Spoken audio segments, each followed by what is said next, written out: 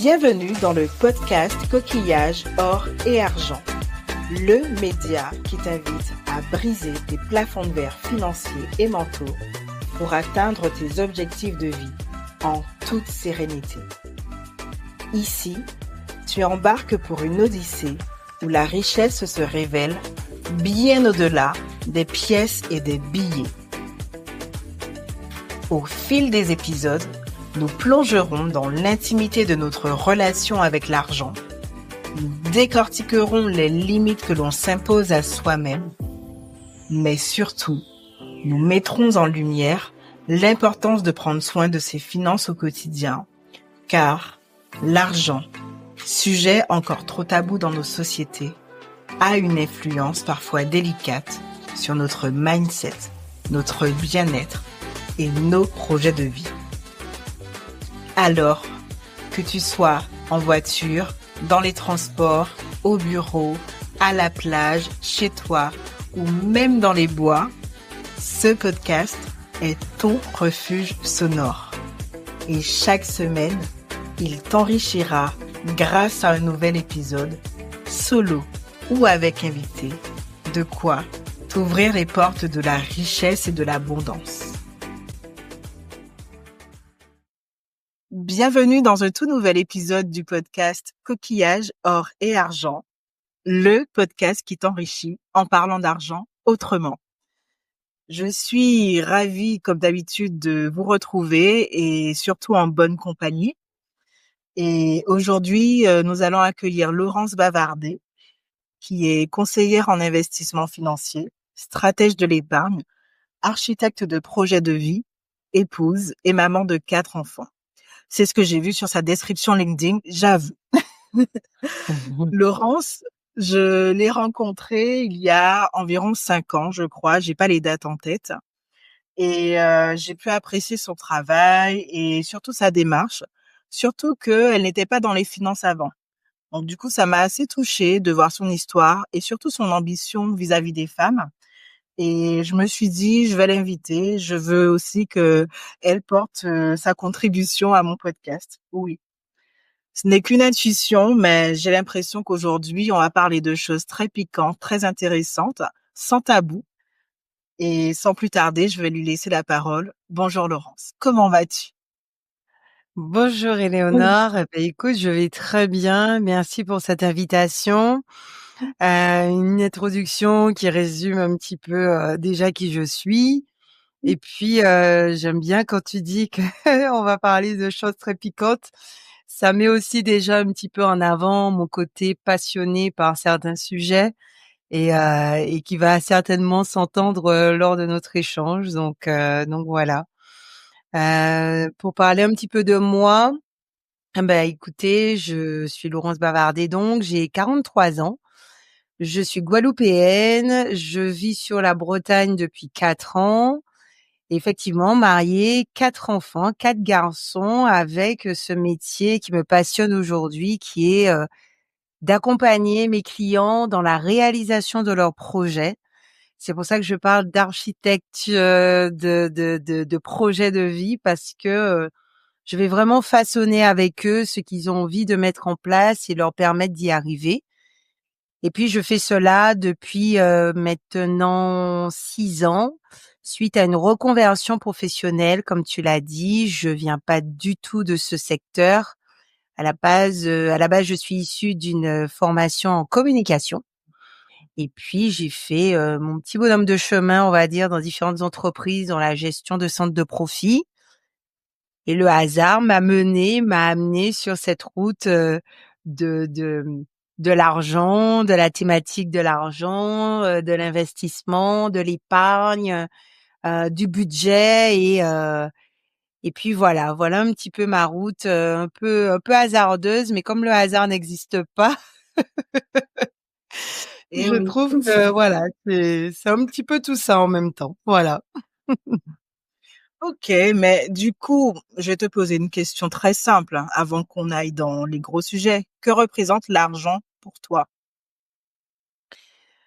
Alors ça reste encore, un peu flou pour tout te dire. Je passe, à titre personnel, hein, dans l'avancée même de mon entreprise, avec aussi ce que moi j'ai connu de l'argent avant, de ce que j'apprends au fil du temps dans mon métier, tu vois? Et c'est vrai que c'est difficile de déconstruire quelque chose, que quelque part j'avais en tête pendant plus de 35 ans, sous prétexte qu'aujourd'hui, je l'apprends, différemment et que j'essaye de l'apprendre à d'autres d'une autre façon. Donc, ce serait mentir de dire aujourd'hui ça va, ça vient, c'est une énergie.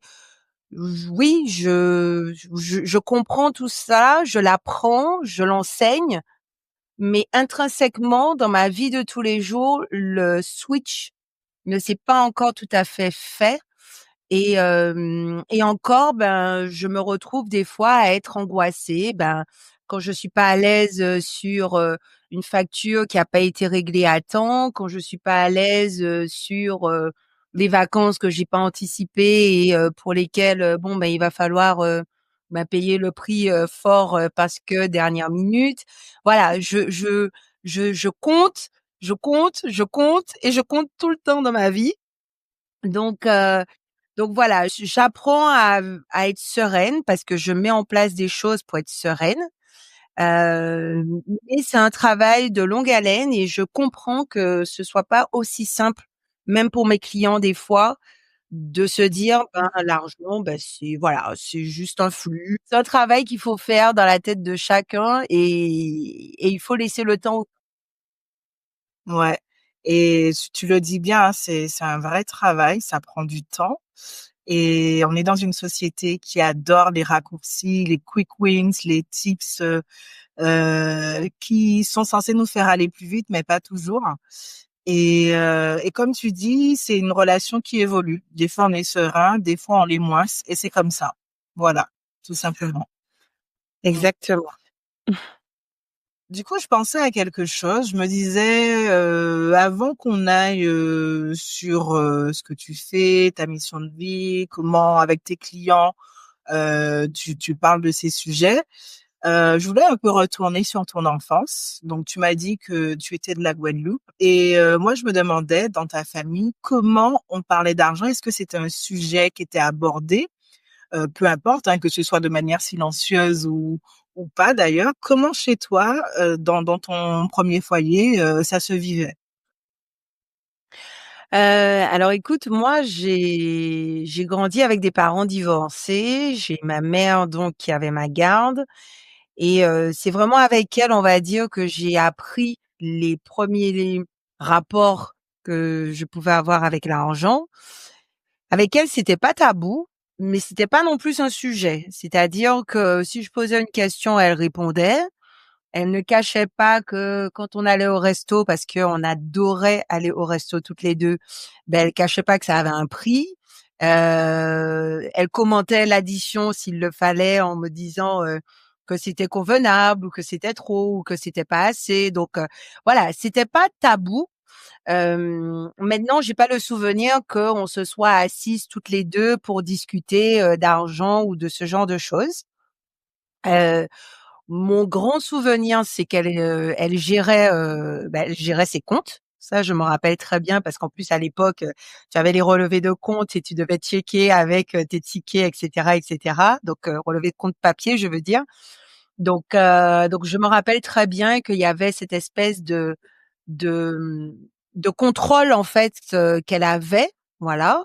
Et puis je me rappelle que quand on voyageait, beh, il y avait aussi cette préparation de se dire: «Ça va coûter tant», de programmer, on va dire, l'itinéraire qu'on pourrait faire, pour qu'elle ait pas de surprise. Voilà. Donc tu vois, c'était pas tabou, mais c'était pas, tabou dans le sens, où, comme je te dis, on s'asseyait pas pour en discuter clairement, mais elle ne se cachait pas pour, gérer son argent, en tout cas, vis-à-vis de moi. Et puis quand je suis partie faire mes études, donc j'avais quoi? J'avais 19-20 ans, même un peu plus. J'avais, oui, peut-être 20-21 ans. Je suis partie à Lyon et quand je suis partie à Lyon, elle m'a remis un tableau de suivi de mes dépenses, un tableau Ah, Excel, en fait, hein, tout simplement, en me disant, Ouais.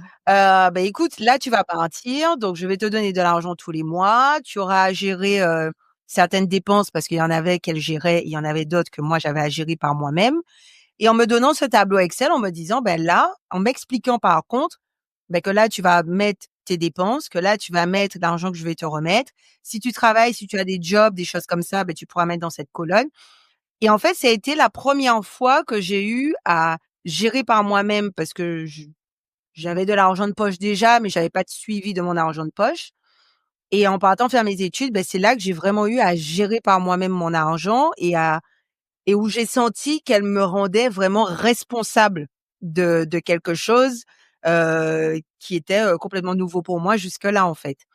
Donc ça a commencé comme ça et puis, voilà, pour moi, c'est vraiment, j'en garde un souvenir, vraiment très clair et précis dans ma tête parce que je l'utilisais ce tableur et puis quand j'étais pas, dans les clous, ben, je m'en voulais, je me disais: «Oh là là là là là là, ça s'est pas bien passé ce mois-ci, Laurence, tu as fait n'importe quoi» et puis voilà.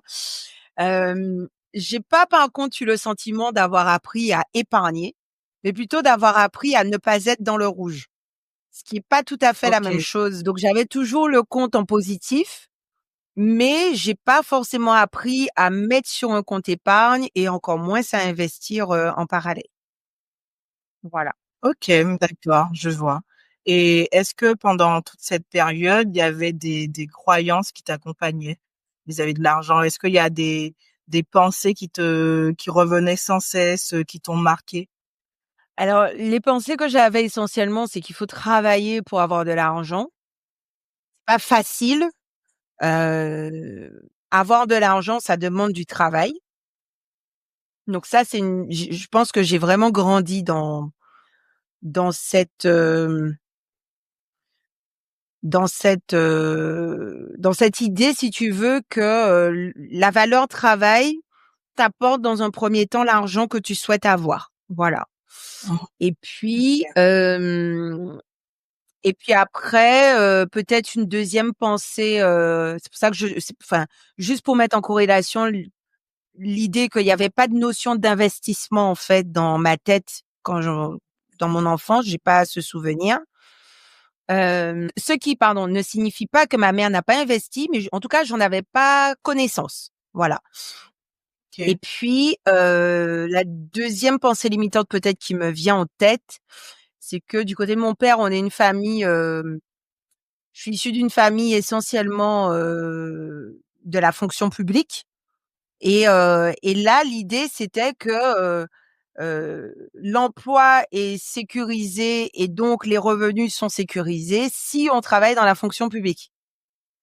Mmh. Voilà et du coup, ça a été une pensée limitante pendant très longtemps pour moi parce qu'il y a eu un moment où j'ai eu envie de faire autre chose que de travailler, dans une entreprise et encore moins dans la fonction publique et de me dire: «Ben, j'ai quand même un peu peur de me lancer parce que est-ce que j'aurai l'argent pour subvenir aux besoins de mon foyer?»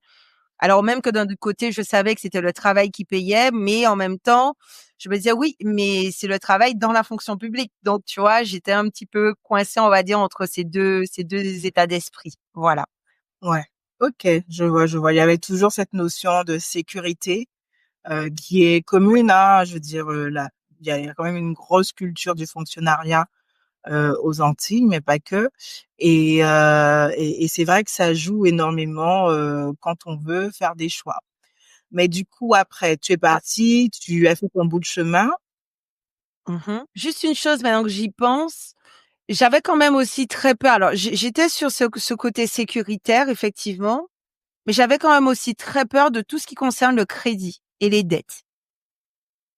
Voilà, OK, pourquoi? c'est-à-dire que, heu, alors là, j'ai pas d'idée précise. Je pense que c'est aussi très culturel et très familial, mais je saurais pas dire, ben, d'où exactement ça vient. Mais, j'ai jamais été très adepte des crédits, ou du paiement en plusieurs fois, tu vois? Voilà, c'est-à-dire que si j'avais envie de quelque chose et qu'il me fallait, ben, 4 mois pour l'acheter parce qu'on me proposait un crédit sur 4 mois, eh ben, je me disais, ben, je vais mettre 4 mois à l'épargne. Là, c'est peut-être le seul moment où j'arrivais à épargner, tu vois. C'était pour acheter quelque chose. C'est que je me faisais un crédit à moi-même, entre guillemets. C'est-à-dire que là, je pouvais dire, ben, je mets la somme nécessaire pendant 4 mois et je vais l'acheter dans 4 mois, tu vois. Et du coup, ben, souvent, même en termes de mode, ben, j'étais un peu en décalage de moment parce que j'achetais pas au moment où c'était à la mode et j'achetais toujours après. Mais ouais, j'étais pas très à l'aise avec les paiements en plusieurs fois. Ouais, et pourtant dans la culture antillaise, en tout cas moi je le vois en étant en ce moment ici, la culture du crédit, du paiement en plusieurs fois, mais il y a rien de plus simple à avoir ici. C'est impressionnant. Moi, j'ai je veux dire non mais vraiment, c'est assez impressionnant pour tout et n'importe quoi. Je parle pas du crédit pour, une maison ou une voiture, même si là, si on pouvait franchement, moi je le dis, si je pouvais, je m'achèterais une voiture cash, vu comment ça se déprécie. Mais en vrai, j'ai l'impression que c'est ancré. C'est ancré dans notre manière de Ah, consommer, dans la manière de consommer ici aux Antilles. c'est un grand sujet. Alors moi, je m'en rendais pas compte avant d'arriver sur la Bretagne et de commencer à avoir des clients justement sur l'Hexagone, en me disant, tu vois, dans mon métier, quand j'avais une analyse de client une analyse de dossier à faire sur la situation financière d'un client, je me rendais pas forcément bien compte de ça. Donc, faut savoir que j'ai commencé mon entreprise, j'habitais en Guyane. Et donc, voilà, je me disais, bon, là, c'est compliqué. Celui-ci, ça va être compliqué de faire passer une solution d'investissement ou en faisant appel à un financement, ça va être peut-être plus compliqué. Et c'est vrai qu'en arrivant sur la Bretagne, j'ai commencé à avoir des clients, du coup, domiciliés en Hexagone. Et je me suis rendu compte que les situations sont pas les mêmes. Parfois à revenu égal, parfois à situation familiale égale. Mais pour autant, sur l'aspect en tout cas du crédit, il y a une approche effectivement qui est différente. Maintenant, d'où ça vient, c'est une très grande question. Moi, je sais pas. Et est-ce qu'on est des spécialistes qui nous expliquent cela? Il faudrait qu'on ouvre vraiment, il faudrait qu'on ça, c'est vraiment pour moi une étude qui serait intéressante à mener, que j'y avais pensé déjà, pendant un certain temps. Je m'étais rapprochée de sociologues pour essayer de comprendre aussi nos habitudes, nous, dans les outre-mer avec l'argent. Hem, Après, moi, je me rappelle quand on habitait en Martinique, il y avait une publicité au carnaval qui proposait, par une banque, de faire un crédit carnaval. Et là, je me suis dit: «Mais c'est quand même extraordinaire, hein!» Donc, pour mieux fêter le carnaval, on vous propose une petite bourse, pour le carnaval. Juste après Noël où il y a déjà eu beaucoup de dépenses, Il y a déjà eu beaucoup de dépenses. Donc, tu vois, enfin, ça, c'est vraiment un sujet qui m'intrigue. Voilà, pour le moment, on peut faire un appel, hein, s'il y a des personnes, qui pourraient, m'aider à mieux comprendre justement pourquoi ce rapport à l'argent est aussi différent chez nous en outre-mer. Au-delà de peut-être la vie chère, au-delà de notre culture aussi, ce qu'on nous a inculqué, et puis, les facilités d'investissement qu'on a eues ou qu'on n'a pas eues de par notre histoire aussi. Qu'est-ce qui fait que moi, il y a plein d'hypothèses, on peut en avoir, mais vraiment des centaines d'hypothèses. Mais, mais ça serait bien de faire une vraie étude sur ce sujet. Moi, je non. pense qu'on apprendrait beaucoup et ça nous permettrait en plus d'évoluer dans nos mentalités, de faire aussi, du coup, les choses correctement quand on a de l'argent, et quand on a nos jeunes qui partent, à l'étranger, au Canada, aux États-Unis ou en France hexagonale, de savoir quoi leur dire pour qu'ils ne tombent pas dans les mauvais pièges, en fait.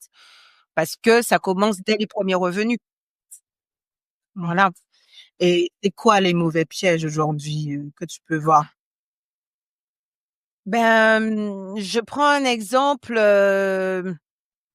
un jeune, par exemple, là, aujourd'hui, j'accompagne 2 jeunes, qui sont sur la région parisienne. mais qui font leurs études dans le sud de la France. Donc, ils font le va-et-vient le week-end pour rentrer chez eux et la semaine, ils ont un appartement en location dans le sud. Et donc, ils sont en contrat de professionnalisation. Et donc, j'en ai un qui est d'origine antillaise et l'autre qui est d'origine hexagonale. Et en fait, c'est intéressant parce que, alors attention, je mets des pincettes sur ce que je dis. Je ne suis pas en train de faire d'un cas une généralité, d'accord? Mais c'est juste la différence que j'observe entre ces deux jeunes qui me fait sourire parce qu'il y en a un qui, ben, qui épargne systématiquement quasiment 70% de son revenu en se disant ben, qu'il a de la chance parce qu'en plus ses parents l'aident, donc il arrive à mettre de l'argent de côté et il a un objectif en tête, c'est de s'acheter son premier appartement. C'est dans sa tête. Et puis j'ai ce deuxième jeune et qui pour autant se fait même plus aider par ses parents d'outre-mer et qui par contre n'a pas ce réflexe du tout, ni d'épargne, ni de projet de derrière, mais qui a juste envie de profiter et de bien vivre et de voyager parce qu'il est en Europe et que du coup, il peut faire des voyages dans les pays d'Europe, etc., etc. Et qui s'est déjà acheté une voiture, enfin voilà. Et en fait, ça me fait sourire parce que du coup, je me dis, j'ai plus eu l'habitude, ben, depuis que j'ai commencé avec ma clientèle qui est à quand même 90% ultramarine, d'avoir ce profil, tu vois, on a du mal à épargner et encore moins à se projeter sur l'avenir et les investissements possibles. Et là, je découvre, comme je te dis, depuis quelques années, depuis 2 ans, puisque je suis en Bretagne depuis 4 ans, mais ça fait à peu près 2 ans et demi que j'ai vraiment des clients ici et où je découvre mais un univers mais complètement différent sur la relation à l'argent, à l'épargne et à l'investissement. Donc donc voilà, je suis très friande d'apprendre un peu plus et d'aider aussi un peu plus mes compatriotes sur ce sujet parce que je pense pas que ça soit sans issue possible ou tu vois, mais je pense que voilà, si on peut appeler ça une erreur commise dès le départ, c'est peut-être que parents, ben, nous devons apprendre à nos enfants, parce que je pense pas que c'est eux en fait qui font l'erreur tout seuls, c'est qu'on leur a pas appris. Et bien, parents, c'est d'apprendre à nos enfants ce que c'est qu'épargner dans un premier temps. Ça serait à mon avis déjà très important, et de leur apprendre que ben on achète peut-être ce dont on a besoin, on garde un peu pour les loisirs, mais on n'achète pas tout que pour les loisirs. Voilà. C'est clair. Tu vois, j'ai fait un forum des métiers dans la classe de mon fils qui est en CM2. C'était une classe de CM1, CM2 la semaine dernière. Et je leur ai demandé s'ils avaient de l'argent de poche. Donc, certains m'ont dit oui. Et je leur ai demandé qu'est-ce qu'ils font avec l'argent de poche. Ben, il y en a, ils m'ont dit, ben, moi, j'achète ma collection de BD ou de manga, enfin, Mmh. plutôt de manga. Et puis, il y en a d'autres qui m'ont dit, ah non, non, non, moi, je garde pour un jour, peut-être, si j'ai des choses à faire plus tard, on ne sait jamais. Donc moi, je mets tout sur mon compte en banque. Et là, le discours, il est déjà différent entre entre celui qui est là et celui qui est juste à côté. Donc c'est vraiment une question d'éducation. Hein. C'est vraiment une question d'éducation. C'est super intéressant en CM2 de penser comme ça. Ouais. Enfin moi j'ai pas de souvenir qu'on parlait d'argent, hein, au CM2, Ouais. Et autant te dire bravo. que je savais pas trop quelle approche avoir avec eux, mais au final, ils m'ont mis vraiment très à l'aise. Parce que je me suis Mmh. rendu compte que pour 2 classes de CM1, CM2, ben, ils savaient quand même déjà pas mal de choses. Ils savaient déjà, voilà, ils étaient déjà, je trouvais quand même très à l'aise sur le sujet de l'argent. Et et puis quand il y en a qui m'ont clairement dit: «Ben moi, je mets mon argent et je l'épargne», en employant le terme épargner, je me suis dit: «Ben, c'est déjà pas mal». Mmh. Ouais, c'est vrai, c'est vrai. Bravo. Bravo les petits. Je pense moi à mon époque, j'aurais éventuellement dit: «J'économise». Mmh. Mmh. Mais tu vois, je suis pas sûre qu'en CM1, je me disais: «Je vais épargner», tu vois? Mmh. Ouais, ouais. Non, mais c'est pas mal, c'est pas mal. Franchement, bravo. Oui, je vais juste Et faire un truc, je reviens tout de suite. bon, ben reprenons, ma chère Laurence. Reprenons. Là, on va parler plutôt de toi, de ton shift, en fait. Parce que qu'est-ce qui Mmh. t'a donné envie de te reconvertir, en fait, de devenir conseillère en investissement financier? C'est pas rien, en fait, parce qu'en fait, moi, je vois ça comme quelque chose d'hyper technique, réservé à une certaine catégorie de personnes. Mmh. Mmh. Parce que, ben, la finance, les chiffres, c'est compliqué, hein, des fois. Et pourquoi, enfin, qu'est-ce qui t'a donné envie d'aller dedans? Alors, c'est intéressant ce que tu dis parce que, je crois que hormis sur mes statuts réglementaires, par exemple, ben, je dis jamais que je suis conseillère en investissement financier ou alors c'est très rare. Déjà parce que, ben, pour moi, c'est pas ce métier-là que je suis allée chercher et c'est pas ce métier-là qui m'a trouvée parce que j'aime aussi dire que je suis pas allée chercher ce métier, c'est le métier qui m'a trouvée. Pour refaire un peu la genèse, si tu veux, je travaillais donc, dans différentes entreprises. La dernière en date, c'était, une entreprise de restauration rapide sur la Martinique et puis mon mari, lui, il était mobile de profession. Il l'est toujours d'ailleurs. Ce qui fait qu'à chaque fois qu'il avait une mobilité, ben, moi, je démissionnais de mon poste pour chercher un nouveau poste.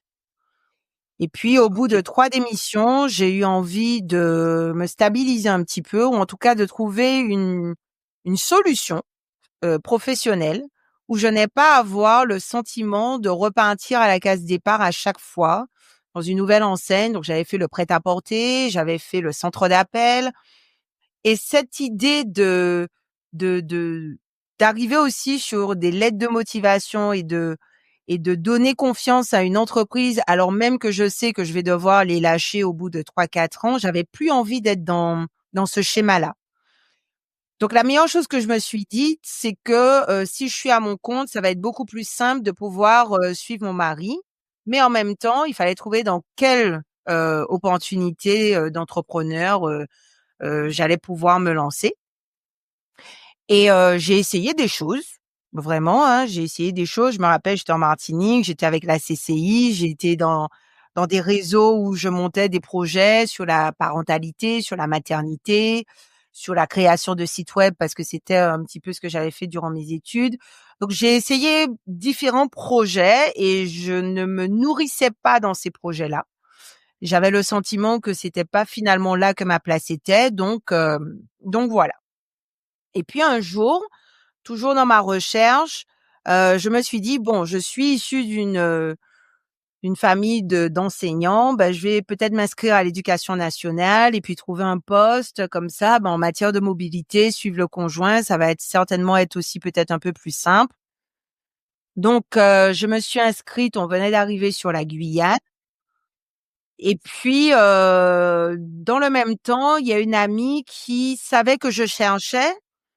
Mais je comprenais pas trop ce qu'elle faisait. Je me disais: «Bon, son métier, il a l'air, de conseiller des gens, mais bon».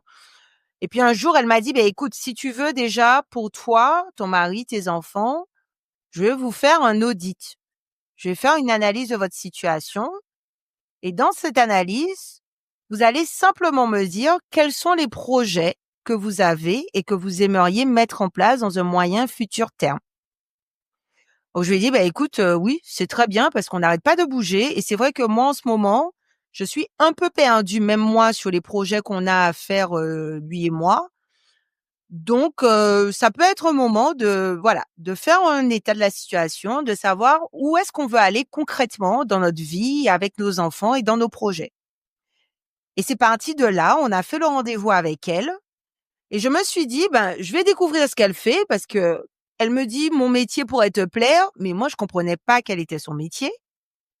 Là, elle me propose un rendez-vous, elle me dit: «On va faire un état de ta situation et de tes projets». Je me suis dit: «Bah, j'en ai bien besoin» et lors de ce rendez-vous, ben j'ai trouvé que son métier était intéressant parce qu'elle nous a permis de sortir d'une zone d'ombre avec mon mari et de voir un peu plus clair sur, comment on voit, par exemple, l'avenir de nos enfants.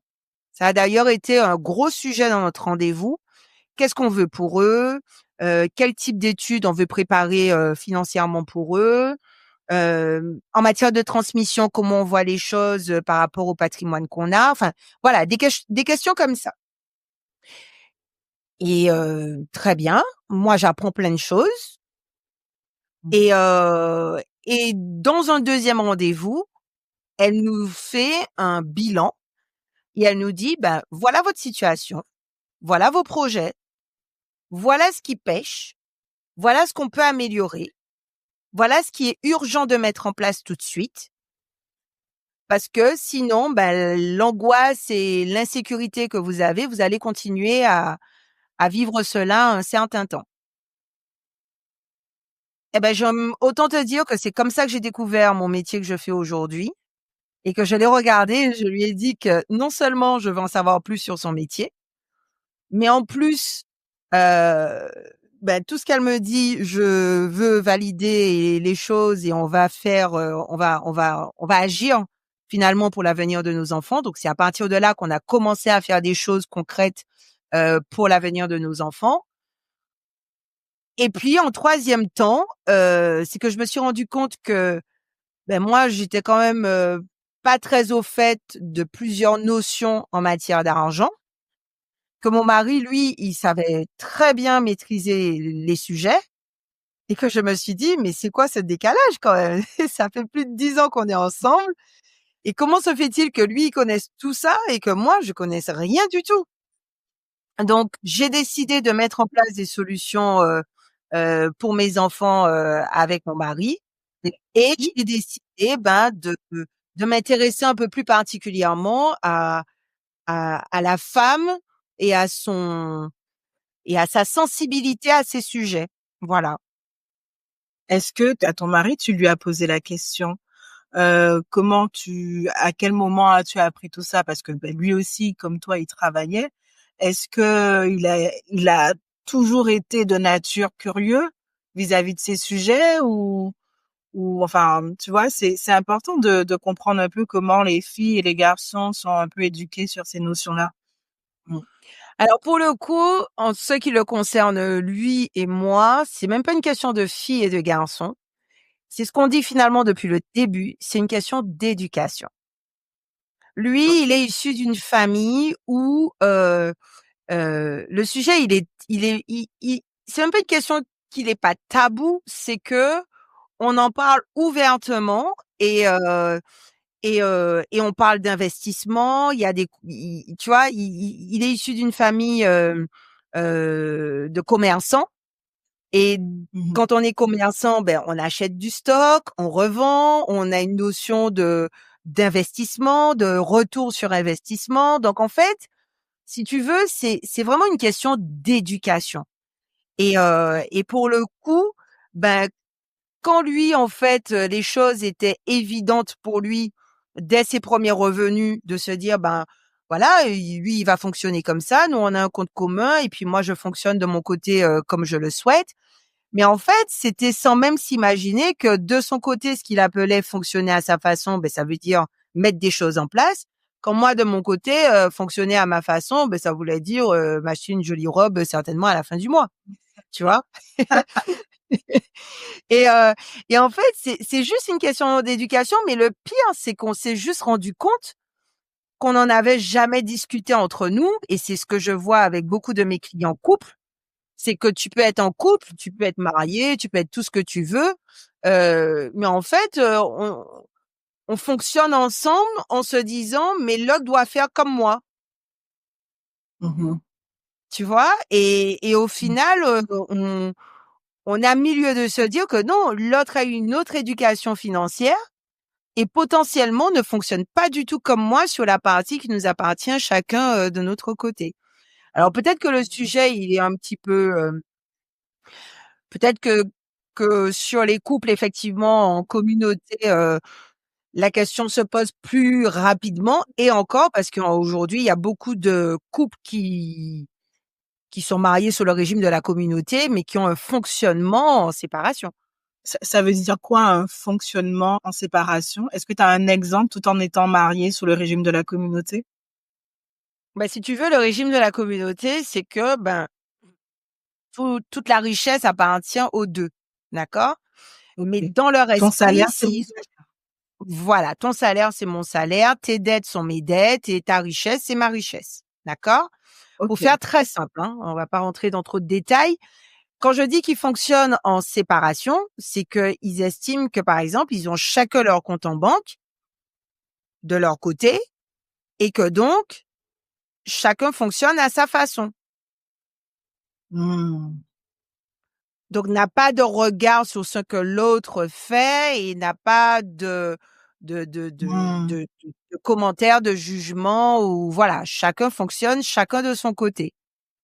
Donc dans l'absolu, c'est possible, mais en fait, ils n'ont pas forcément conscience, surtout quand ils viennent me voir et qu'ils me disent: «Ben, moi j'ai, un peu d'argent de côté et j'aurais souhaité investir». Ils n'ont pas conscience que cet investissement-là, c'est l'investissement de la communauté, Mmh. tu vois? Et c'est pour cela que je te dis que, heu, tu peux avoir, l'idée que l'autre fonctionne comme toi. Mais si à aucun moment, ben, les 2 s'assoient l'un à côté de l'autre et puis se Mmh posent mh. vraiment la question: «Mais toi, comment tu gères? Qu'est-ce que tu fais?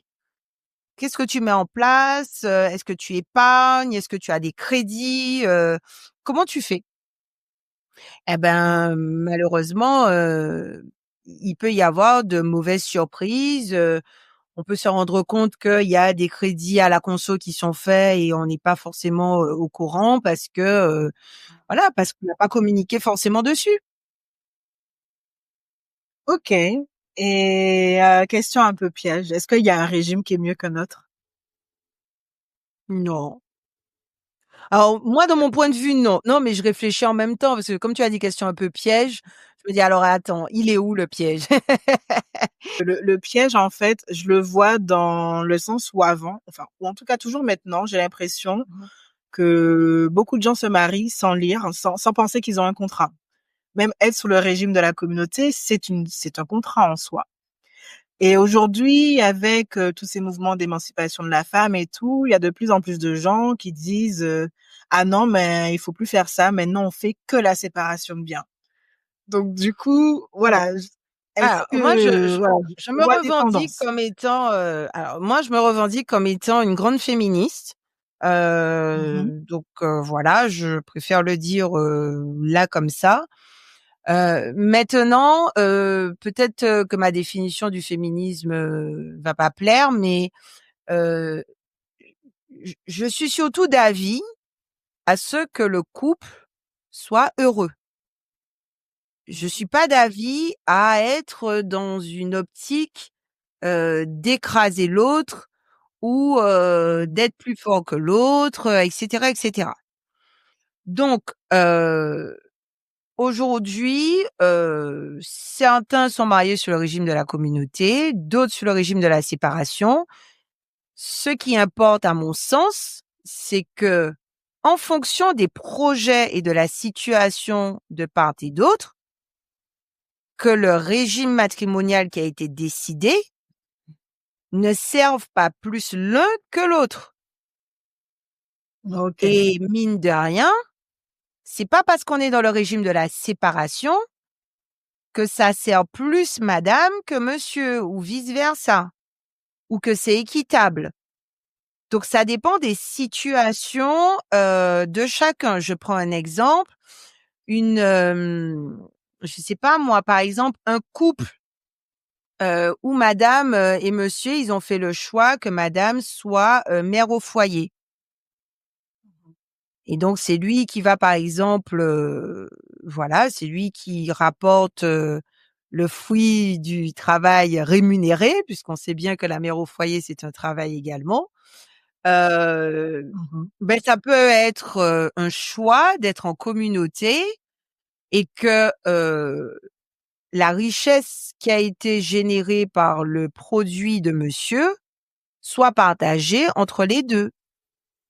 Mmh.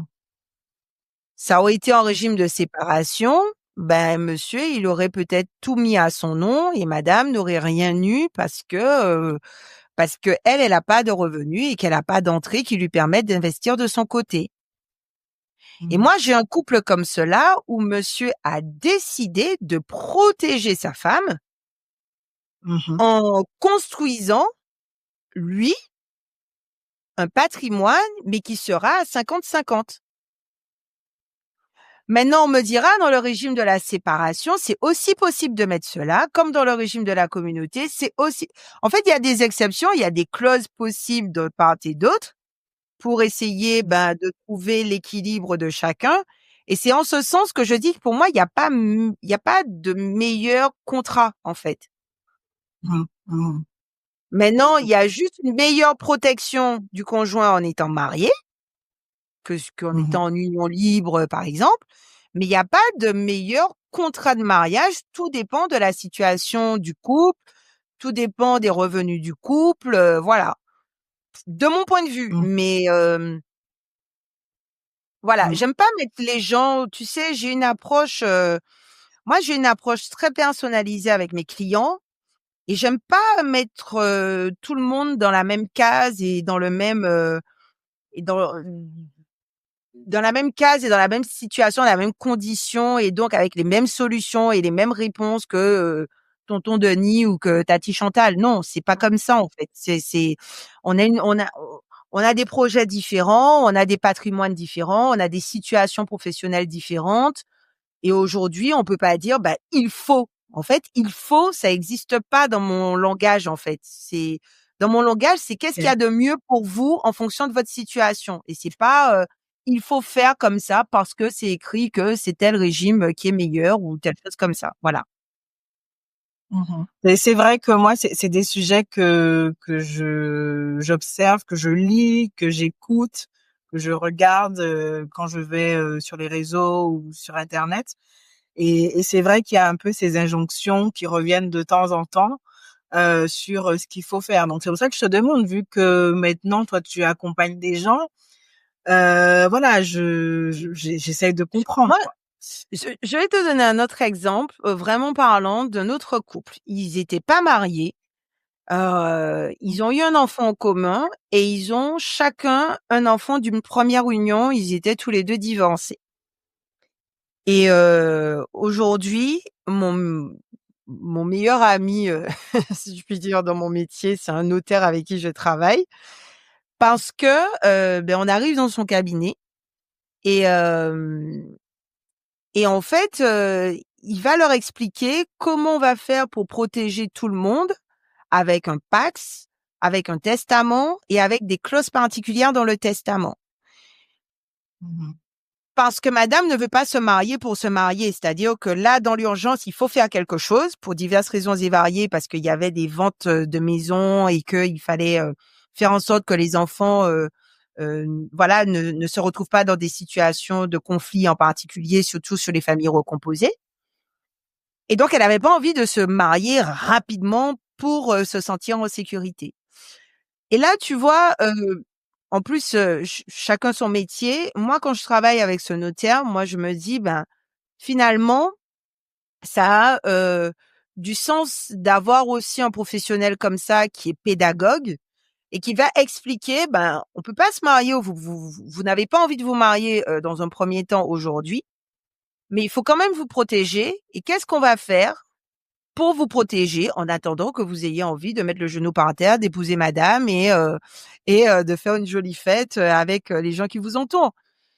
Et ce qui était assez marrant, c'est que je me suis retrouvée à être témoin du coup de leur Pacs parce que ça a été une formalité si tu veux. Mais, tout ça pour te dire que on a cette chance dans notre pays d'avoir des solutions en fonction de toutes les situations. Donc la meilleure des solutions, c'est celle qui correspond à la situation de chacun. D'accord, je vois, je vois. Ça me rassure, ça me donne envie de revenir. D'ailleurs, j'ai pris rendez-vous. Oui, tout à fait. On se voit très, très vite. Mais du coup, on a parlé de ça. C'est vrai que ça me tenait à cœur. Mais on va parler de toi, de ton boulot, de la manière dont tu l'exerces. On a déjà eu un aperçu. Mais tu disais que même aujourd'hui, en ayant ce bagage financier avec toi, en ayant vécu différentes étapes dans ta vie, tu as parfois quelques peurs qui reviennent. Pourquoi en fait? Moi, j'aurais pensé qu'avec tout ça, tu serais rodée. Alors, je le suis de plus en plus. Je vais pas mentir. J'ai pris cette décision en 2017 de me relancer dans les études et d'apprendre ce nouveau métier. J'ai monté mon cabinet en 2019, donc quasiment Mhm. 2 ans après. Oui, je suis beaucoup plus à l'aise dans mes baskets aujourd'hui que ce que c'était il y a encore 5-7 ans. Ça, on est bien d'accord. Maintenant, je pense que c'est je sais pas, je pense que c'est des vieux démons qui parfois reviennent entre guillemets. Quand, je te prends un exemple tout bête. Aujourd'hui, je préconise à mes clients ce que j'ai eu, beaucoup de mal à faire pendant longtemps, mais c'est une épargne de sécurité. Une épargne de sécurité, c'est une épargne que l'on met de côté en cas de coup dur, qui sont bien identifiés. C'est-à-dire que moi, ce que je vais mettre dans coup dur, c'est pas forcément ce que toi, tu vas mettre dans le poste coup dur. D'accord? Hem, pour autant, ben, quand les choses arrivent et que je dois toucher à cette épargne, je suis pas tranquille. Elle est là pour Mhm. ça. Comme je dis à mes clients, il y a un imprévu, mais c'est un imprévu connu. On sait que la voiture, elle va tomber en panne, on sait que le frigo, il va tomber en panne un jour, on sait qu'on va peut-être perdre notre cher un jour parce que c'est comme ça. On sait. On sait juste pas quand, mais on sait que ça va arriver. Donc l'épargne de sécurité, elle est là pour ça. Mais quand j'ai à piocher dedans, je me dis: «Oh là là, j'aime pas trop», voilà et pourtant, je pense que c'est des vieux démons et je comprends que les clients ne se sentent pas à l'aise quand ils ont à piocher dedans et c'est là tout le comment je pourrais dire? C'est là tout l'enjeu, c'est qu'il ne faut pas non plus gonfler cette épargne en se disant: «Ben, j'en mets plus et toujours plus» parce qu'on ne sait jamais. Il faut que ça reste, cohérent par rapport aux potentiels, aléas qui pourraient arriver. Un client qui me dit, «Je vis tout seul, j'ai pas d'enfant et j'ai besoin de 60 000 € d'épargne de sécurité» et qui m'explique, je lui dis: «Ben, très bien, moi j'ai pas de souci avec ce 60 000, mais il y a quoi derrière? Est-ce qu'il y a un projet dans les 3 années? Est-ce que, il y a quoi derrière ce 60 000 en fait?» Et quand finalement il se dit: «Bah, non, c'est juste que je concrètement, il me faudrait 20 000, mais psychologiquement, mon seuil, c'est 60 000». Donc tu vois, ça veut bien dire que il y a toujours, cette espèce de réflexion, raisonnée et il y a, cette réflexion émotionnelle, tu vois? Qui fait que, Mhm. on sait qu'on est à l'abri, mais en même temps, oh, ça fait quelque chose. Ouais. Ok. Ça, voilà, c'est à creuser peut-être sur, comment on voit l'argent, comment on considère aussi Quels sont les l'argent dans projets? notre vie, quelles sont les projections qu'on a avec cet argent et Mhm. puis voilà, moi, je reconnais que voilà, c'est quelque chose sur lequel je travaille encore même à titre personnel et où dans mon discours avec mes clients, je fais très attention parce que j'entends et je comprends que ce soit pas simple quand on n'a pas, grandi dans ça, d'être très à l'aise avec ces sujets. Mhm. Et est-ce que quand tu es devenue indépendante, parce qu'il y a aussi ce changement de statut, est-ce que ça t'a fait peur, toi? Parce que tu as été dans le salariat pendant très longtemps, tu as failli rentrer dans le fonctionnariat et finalement, tu as choisi la voie de le statut d'indépendant. Je ne pense pas que tu aies choisi d'être indépendante, tu as plutôt choisi un métier qui s'exerçait en tant qu'indépendant, c'était que la résultante, mais quand même, c'est moins stable. Les 1ers temps, c'est pas évident parce qu'on comprend la notion de régularité, heu et donc de fluctuation de revenus, tous les mois. Quand on a bien travaillé, quand on a moins bien travaillé donc voilà. On le vit aussi sur des années entières. Moi, je vois l'année 2023 était une belle année pour moi. L'année 2024 était une année très compliquée à titre personnel, donc émotionnel, et donc l'impact sur mon travail s'en est ressenti, même si ce sont des excuses, mais en tout cas, moi, c'est comme ça que je l'ai vécu. Donc, on le vit aussi sur les années. Et puis après, je pense que je suis bien entourée. Ça, c'est très important aussi. C'est d'ailleurs une des raisons pour lesquelles je suis encore dans cette activité.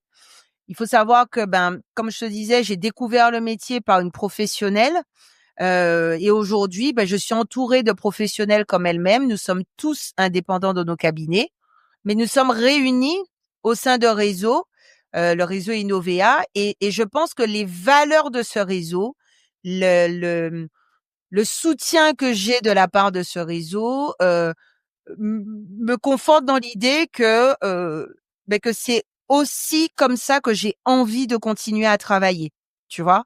Je me sens pas seule, je me sens pas isolée, je me sens pas, j'ai réponse à mes questions. Quand quelque chose n'est pas très clair vis-à-vis d'un client, je trouve quelqu'un pour m'aider. J'ai des partenaires qui peuvent être présents également en rendez-vous pour me soutenir sur une solution.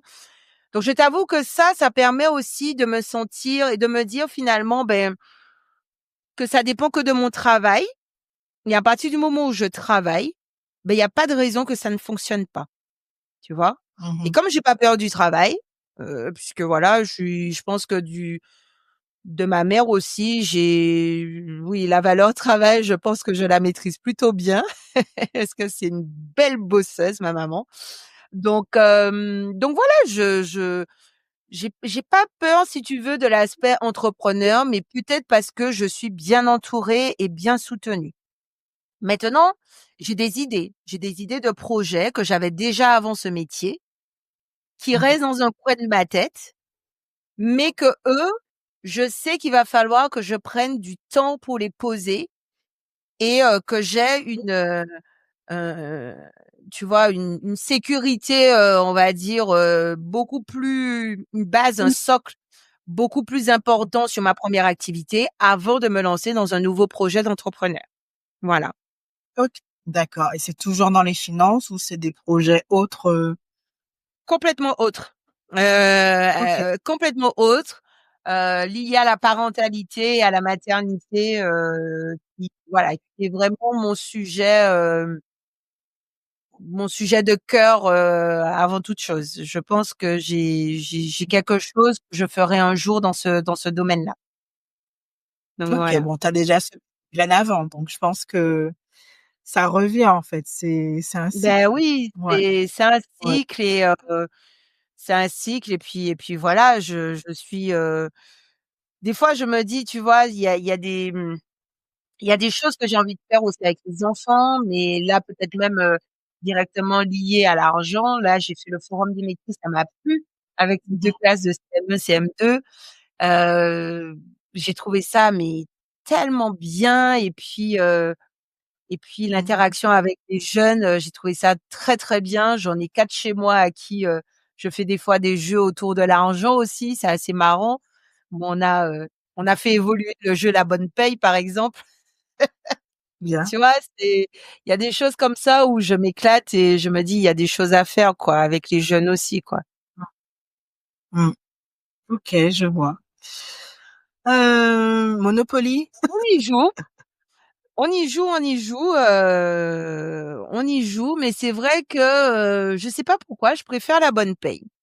Au début, on te donne, une somme d'argent, la même pour tout le monde, et puis le plateau, c'est un mois, du Mmh. 1er au 31 du mois, et en fonction des cases, tu vas tomber sur, soit tu dois aller faire des courses, soit, tu dois payer les impôts, soit tu as une facture à payer, soit tu as fait un investissement et tu vas recevoir les fruits de ton investissement, et en fait, c'est le mois qui passe jusqu'à ce que, à la fin du mois, tu regardes qu'est-ce qui s'est passé dans le mois et est-ce que tu repars sur un nouveau mois avec un nouveau revenu qui te tombe. Et du coup, j'aime bien ce jeu OK, pour eux parce que ça leur explique un petit peu, que quand on a travaillé à la fin du mois, on a effectivement notre salaire ou nos revenus, si ce sont des revenus, d'entrepreneurs ou de chefs d'entreprise, enfin voilà. Et et en fait, ça leur explique que l'argent ne reste pas là. Tu vois? Que quand je leur dis: «Bah, oui, mais là, non, j'ai prévu l'argent pour faire autre chose, j'ai prévu l'argent pour, nos vacances», là, ils comprennent, en fait, au Ouais, fil du mois que l'argent part petit à petit, tu vois? Et que l'objectif, c'est qu'on n'ait pas plus de dépenses que ce qui est rentré au début du mois. Et cette notion-là, je trouve que la bonne paye l'explique bien. Le c'est vrai. Monopoly va parler de d'autres choses et de l'investissement effectivement, Mmh. mais la gestion budgétaire qui est la base finalement, je trouve que, la bonne paie l'explique bien. Et puis nous, on a fait évoluer le jeu parce qu'on a rajouté des métiers, des années d'études, qui te donnent pas le même revenu en fonction de tes études et de ton métier, pour leur, expliquer aussi, que voilà, il y a des métiers qui ont une grille tarifaire, moins importante ou plus importante en fonction de comment on se situe. Voilà. OK, je vois. Est-ce qu'il y a un sujet que tu aimerais aborder? Puisque, je suis allée un peu au feeling, mais Mmh. je sais que tu as plusieurs casquettes, en tout cas, dans ton métier actuel. Est-ce qu'il y a un sujet qui vraiment te tient à cœur, que toi, tu aimerais aborder? Mmh. Alors, j'aimerais aborder peut-être le sujet, de l'investissement, de la femme investisseur parce que, c'est un sujet, pour lequel, voilà, je souhaite y consacrer beaucoup plus de temps en 2025. J'avais commencé un podcast un peu comme toi, mais voilà, j'avais pas donné suite particulièrement. Et aujourd'hui, j'aimerais le relancer. C'est un podcast qui va, laisser la parole à des femmes investisseurs et qui va, leur permettre sur un enregistrement d'une vingtaine de minutes d'exprimer un petit peu, heu, voilà, le choix de leur investissement, pourquoi et comment elles s'y sont pris, quel accompagnement elles ont eu, les erreurs qu'elles ont commises, heu, un peu pour désacraliser, si tu veux, ce mot, investir. Et et puis montrer, le chemin à d'autres femmes et leur dire, que c'est tout à fait possible, avec des profils que j'ai qui seraient complètement différents. Donc ce serait peut-être plus un appel, à candidature, même si j'accepterai toutes les candidatures parce que pour moi, il y a pas de meilleures ou moins bonnes histoires à raconter. J'adore les histoires et l'idée serait, voilà, pour ceux et celles qui nous écoutent, si vous pensez à quelqu'un qui pourrait partager son expérience. Mmh. Moi, je suis preneuse tout simplement et de me contacter et avec grand plaisir, je partagerai son témoignage, en tant que femme investisseur et qu'est-ce que ça lui a apporté et quels conseils elle aimerait donner à d'autres femmes qui aimeraient à leur tour se lancer dans l'investissement, Mmh. tout type d'investissement. Et donc voilà, c'est vraiment un sujet qui me séduit et pour lequel, en 2025, je vais y consacrer beaucoup plus de temps.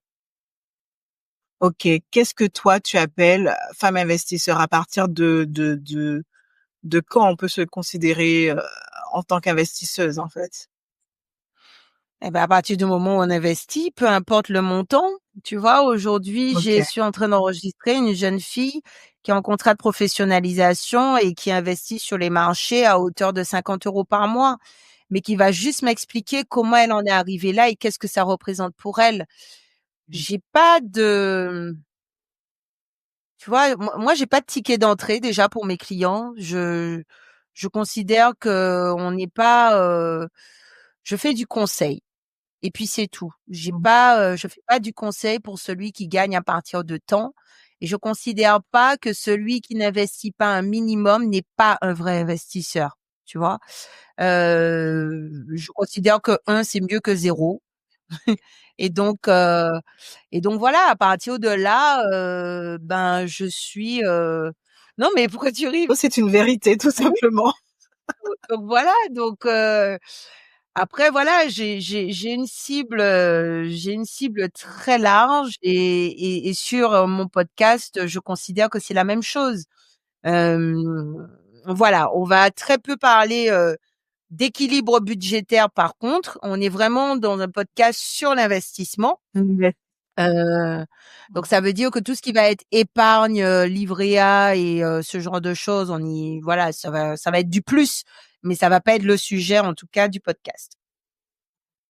OK, et pourquoi du coup avoir choisi de te focus sur la femme et sur l'investissement? Qu'est-ce qu'il y a de si particulier dans ces 2 notions Alors, que tu as envie de défendre, on va dire? la femme parce que je pense que j'ai eu mon premier rendez-vous moi et je me suis dit, moi j'y connais rien, mais au départ je me suis dit: «C'est moi».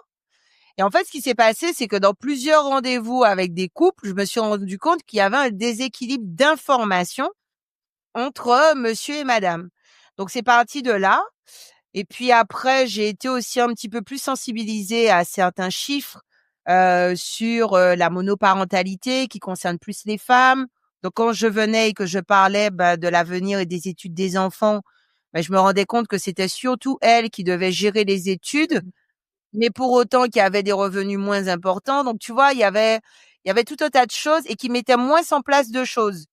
Et je me suis dit: «Mais non, il faut quand même, en parler et puis ne serait-ce qu'informer et puis après chacun fait ce qu'il a à faire», tu vois?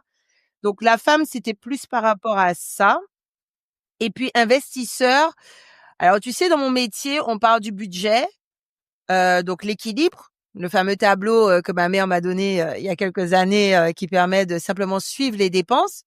Ensuite, on parle d'épargne, de pouvoir, mettre en place une épargne de sécurité ou de côté ou de loisir, peu importe. Et puis après, on parle d'investissement. Et moi, je suis partie sur l'investissement parce que finalement, c'est là où je sens que je m'amuse le plus. Et l'idée, c'est que j'y prenne aussi plaisir, hein. Faut être honnête. Tout ce qui va être, équilibre budgétaire, il y en a qui le font très bien. Mais moi, c'est pas là où je puise vraiment, l'essence même de ma joie à travailler et à me lever le matin. Donc, j'aurai des clients que je vais accompagner dessus sans aucun problème, mais ce sera pas le cœur de mon métier, de travailler sur l'équilibre budgétaire et sur l'épargne. OK, OK, Voilà, ça va être super intéressant.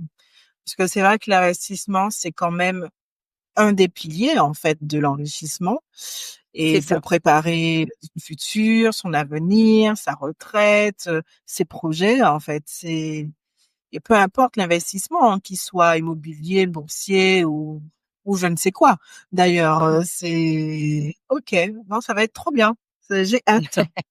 C'est top, et là, en fait, on arrive un peu, à la fin, à moins que tu aies Mmh. des choses, à rajouter, et en fait, j'ai quand même 3 questions que je pose. D'accord. Elles sont simples, hein, Allons-y. vraiment très simples. En gros, si demain, je te Oui. dis que, l'argent, ça n'existe plus, Mmh. qu'est-ce que tu vas faire, en fait? Qu'est-ce que tu ferais? Si demain tu m'as dit que l'argent ça n'existe Demain, plus, je continue à il y a vivre, plus, ça n'existe, je tu pense qu'il y continues à aura une vivre? autre, ouais, je continue à vivre. Il y aura forcément une autre façon d'échanger. Tu sais, la dernière fois, je regardais une émission des enfants qui, pour aller à l'école, ils devaient, éclater des cailloux, Mmh. en en guise de monnaie d'échange, si je puis dire ainsi, tu vois? Heu, Moi, j'ai pas peur qu'il y ait plus d'argent. En plus, on a parlé de quand j'étais petite. Moi, clairement, quand il y avait et quand il y avait pas, il y avait pas et quand on devait faire des choses, on faisait et quand on pouvait pas, on pouvait pas. J'ai pas, j'ai pas cette crainte, si tu veux, de ne pas avoir, en fait. J'ai la crainte de devoir. Ça, par contre, je veux pas devoir. Tu vois? C'est pas la même chose pour moi et si j'ai moins, c'est si j'ai pas, je me dis: je m'adapterai, on trouvera autre chose pour avoir ce qu'on veut, il y aura un autre moyen d'échange. Ça reste un moyen d'échange. Je le vois pas comme, heu, quelque chose qui fait que je suis ce que je suis, tu vois? Maintenant, je veux pas devoir. Ça, c'est quelque chose, je reste encore là-dessus, voilà. Donc voilà, je une fois, j'ai voulu acheter un robot en 6 mensualités, mais le premier mois, j'avais peur. Je me dis: «Mais s'il tombe en panne, j'ai même pas fini de le payer, il est encore là». pas à l'aise. Il y a pas d'assurance, il y a pas d'assurance sur ce genre de choses, tu vois?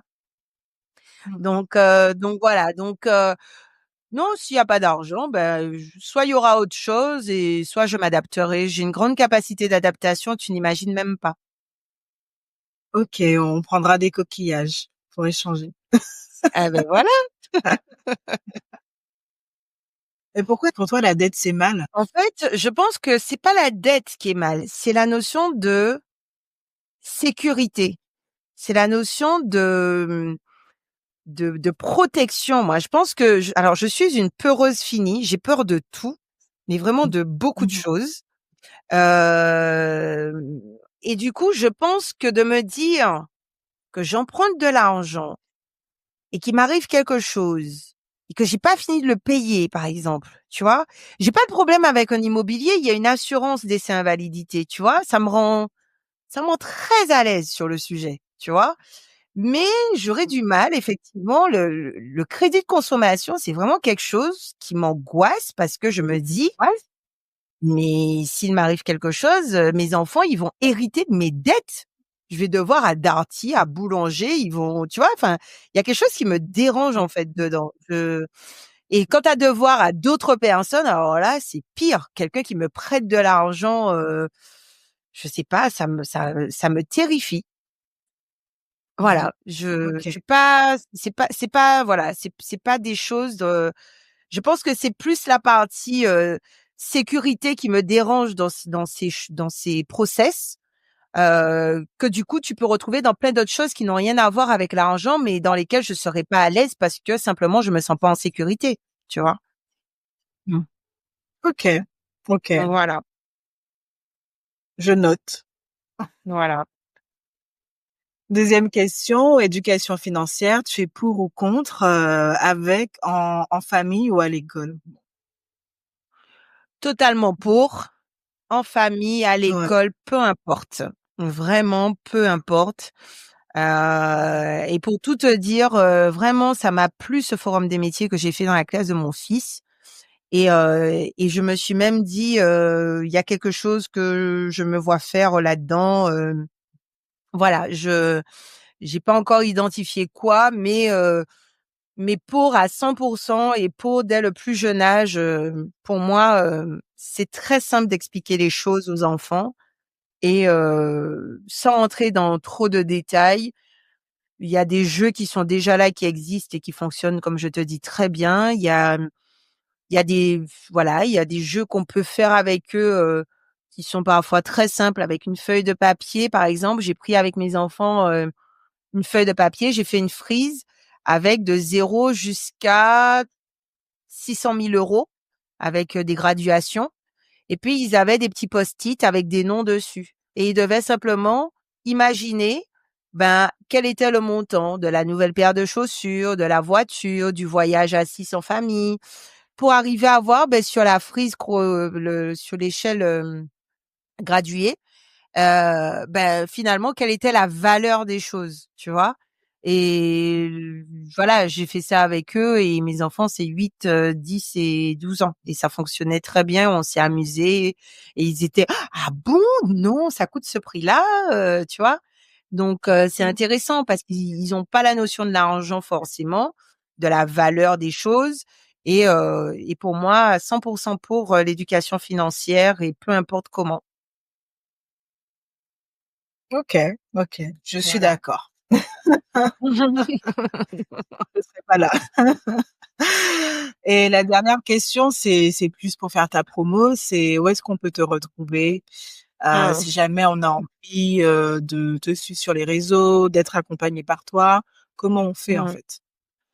Mmh. Alors comment on fait? Les réseaux Laurence Bavardé, vous allez me trouver partout, puisque je suis présente sur, LinkedIn, Instagram, Facebook, Google My Business.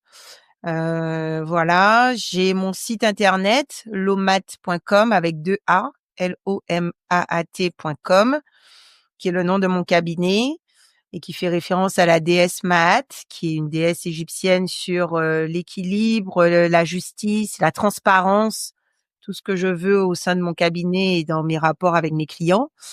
Et puis voilà, après, vous avez mon email, laurence.bavardet@gmail.com. Les rendez-vous, ils se prennent essentiellement en visio. Je me déplace très peu puisque je travaille avec des clients au-delà des frontières bretonnes.